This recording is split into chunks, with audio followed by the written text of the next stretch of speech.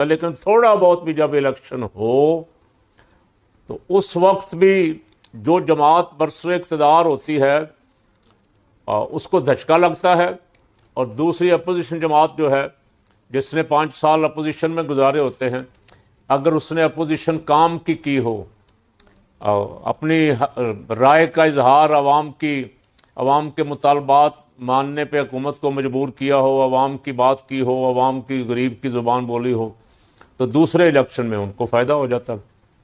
लेकिन यहाँ पीपीपी हुकूमत में भी है और अपोजिशन में भी। पीपी वाले साहब फरमा रहे हैं, पता नहीं उनके साथ दाएं बाएं तो बड़े सियाने लोग बैठे हुए हैं, बड़े पुराने पार्लियामेंटेरियन कहते हैं अपने आप को, और जमहूरी कहते हैं, और जमहूरियत के लिए कहते हैं हमारी कुर्बानियाँ हैं। उन्होंने भी उनको नहीं बताया कि साहब आपकी हुकूमत है आज़ाद कश्मीर में, ये जो कुछ हो रहा है इसके ज़िम्मेदार आप हैं। लोगों को वहाँ घेराव डाल के काबू किया हुआ है, कोई जा नहीं सकता, कोई, वो बेचारे एहतजाज कर रहे हैं, और इसमें क्या कुछ हो रहा है वो सारा आप सुन रहे हैं। और मैं भी रोज़ाना ही तकरीबन अर्ज़ करता हूँ कि उन हालात पे फौरी तवज्जो दें और उसका हल निकालें। तो हल किसने निकालना है? बिलावल भुट्टो जरदारी साहब ने, जो नाम नहाद जमहूरियत के चैम्पियन हैं और कोशिश करते हैं पॉलिश मार के मरियम से थोड़ा सा आगे निकल जाएं, लेकिन ये तो अपनी अपनी पॉलिश मारने का अंदाज़ और तरीक़ाकार है कि कौन अच्छी पॉलिश मार सकता है, और ज़ाहिर है जो अच्छी पॉलिश मार सकता है उसी से पॉलिश करवाई जाएगी ना। अब बिलावल जरदारी साहब ने 26वीं 27वीं तरमीम में जो मकरू किरदार अदा करके पाकिस्तान की जमहूरियत का बेड़ा गर्क किया, पाकिस्तान की अदलिया का बेड़ा गर्क किया, पाकिस्तान के उस आइन को जो बकौल उनके भी, और हम भी इस पे उनके हम नवा हैं कि भुट्टो साहब ने और उस वक्त के जो कायदीन थे उन्होंने मिल के पाकिस्तान को 73 का आइन दिया, उसका बेड़ा गर्क करने में, उस आइन का हुलिया बिगाड़ने में बिलावल भुट्टो जरदारी ने कोई कसर नहीं छोड़ी। अब जाहिर है जो कुछ उन्होंने आज़ाद कश्मीर के साथ किया है, आज़ाद कश्मीर में जो खून बहा है उसके वो ज़िम्मेदार हैं। आज़ाद कश्मीर में अवाम का जो नुकसान हो रहा है उसका ज़िम्मेदार बिलावल भुट्टो जरदारी कहे ना, ऐलान करे कि मेरा वज़ीर आज़म है, यहाँ से फोर्सेज निकल जाएं, मैं बैठ के इनके साथ मुज़ाकरात के ज़रिए मामला हल करता हूँ, कहे। अगर इतनी ज़रूरत नहीं है तो फिर दोबारा इक़्तिदार लेके बिलावल साहब क्या करना है?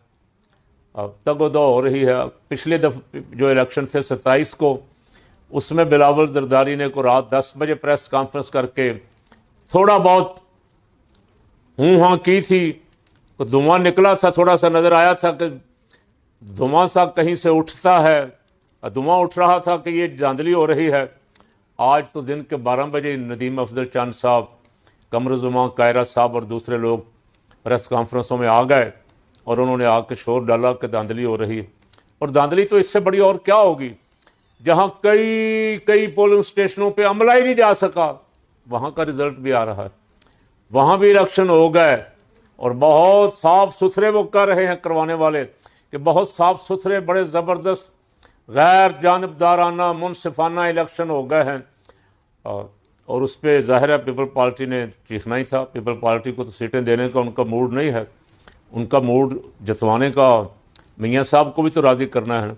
अब मियाँ साहब को रगड़ा दिया मोहसिन नकवी ने। मोहसिन नकवी के एक बयान से जाती उम्रा में सफ़े मातम बिछ गई। वैसे मोहसिन नकवी ने, मैं तो कल भी मैंने कहा था क्या गलत कहा, एक बंदे ने तस्लीम कर लिया कि ये सिस्टम सारे का सारा कोलैप्स कर गया है, फेल हो गया है, नाकाम हो गया है। अगर यही सिस्टम चलता रहा तो 10 साल में भी कोई तब्दीली नहीं आएगी, नीचे नीचे नीचे ही जाएंगे, और जा रहे हैं। अरबों रुपया मुल्क के ख़जाने से चोरी हो रहा है। शहबाज शरीफ को कोई फ़िक्र आपको नज़र आती? आज़ाद कश्मीर में जो कुछ हो रहा है 2 महीने से, शहबाज का कोई बयान आपने पढ़ा? उस पर कोई फ़िक्र शहबाज शरीफ को नज़र आ रही? बलूचिस्तान में जो कुछ हो रहा है, शहबाज शरीफ को उसकी कोई फ़िक्र नज़र आई आपको? खैबर पख्तूनख्वा में मौलाना फजल रहमान ने जो बयान दिया कि शाम के बाद थानों के दरवाजे बंद हो जाते हैं और कोई बाहर नहीं निकल सकता, पुलिस वाला भी, उस पर कोई मियाँ साहब को फ़िक्र नज़र आई? तो मियाँ साहब और सिस्टम फेल होना किसको कहते हैं? ये सारा कुछ जिस वज़ीर आज़म के दौर में हो रहा हो, अगर उसमें इतनी को भी हो ना, इतनी को भी, तो इस्तीफ़ा देकर घर चला जाता। मेरी वजह से मेरे मुल्क का नुकसान हो रहा है, मेरी वजह से निज़ाम तहस नहस हो रहा है, मेरी कमज़ोरियों, मेरी चापलूसियों, मेरी खुशामदों की वजह से बेड़ा गर्क हो रहा है।